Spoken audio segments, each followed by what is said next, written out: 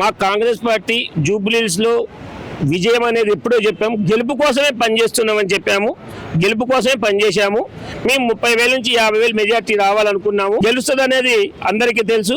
అంటే వాళ్ళు 10 ఏళ్ల పాటు చేసిన పాలనని ఇప్పుడు 2 ఏళ్ళు చేసిన కాంగ్రెస్ ప్రభుత్వం అభివృద్ధిని చూసి గెలుస్తుందనే నమ్మకం మాకు ముందుగానే ఉంది. రేవంత్ రెడ్డి గారు సీఎం అయిన తర్వాత పిసిసి అధ్యక్షుడు మహేష్ అన్న గారు, డిప్యూటీ సీఎం బట్టి విక్రమార్క గారు, వీళ్ళ ముగ్గురు సారథ్యంలో తెలంగాణ రాష్ట్రం ఇంకా అభివృద్ధి చెందిద్ది.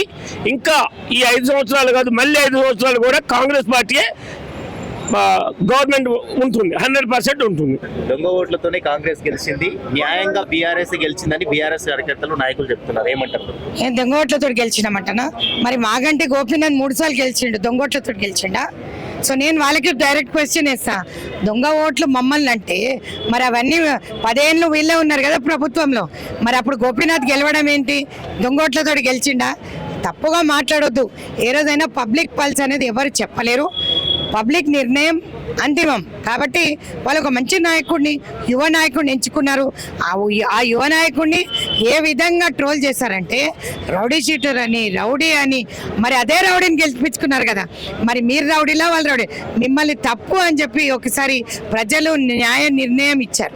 పోలీసులు, ఎలక్షన్ కమిషన్ ఏదైతే ఉంది కూడా వాళ్ళందరూ కూడా సపోర్ట్ చేశారు కాంగ్రెస్ ప్రభుత్వానికి అని అంటున్నారు. ప్రభుత్వాన్ని కలుపుకొని ప్రభుత్వానికి అనుకూలంగా పనిచేయడానికి ఇది ఏదో రాక్షస రాజకీయాలు ఉన్నటువంటి ఇది కాదు. ఖచ్చితంగా కాంగ్రెస్ పార్టీ యొక్క ఏదైతే సంక్షేమ పథకాలు కానివ్వండి, డెవలప్మెంట్ గురించి రేవంత్ రెడ్డి గారు చూపిస్తున్నటువంటి ఆ విజన్ నమ్మి ఖచ్చితంగా ఓటర్లు వాళ్ళ బిలీవ్ చేశారు. కానీ ఇలాంటి విష ప్రచారాలు ఎన్నిటినో తిప్పికొట్టి ఇవాళ బలమైన జవాబు ఇచ్చిండ్రు ఓటర్లు. జూబ్లీహిల్స్ ప్రజలకి first of all congratulations. And మంచి పార్టీని ఎన్నుకున్నారు. కారు టైర్ పంక్చర్, ఇంకా తెలంగాణలో బీజేపీ అనేదే లేదు. వాళ్ళు ఏదో మురుస్తూ ఉంటారు కానీ తెలంగాణలో ఏం లేదు. మా రేవంత్ రెడ్డి గారికి, పిసిసి ప్రెసిడెంట్స్కి అండ్ డిప్యూటీ సీఎం గారికి, మినిస్టర్స్కి, ఎమ్మెల్యేస్కి అందరికీ congratulation. First of all Naveen Yadav గారికి కంగ్రాచులేషన్. 10 years వాళ్ళు ఏం డెవలప్మెంట్ అనేది చూడలేదు.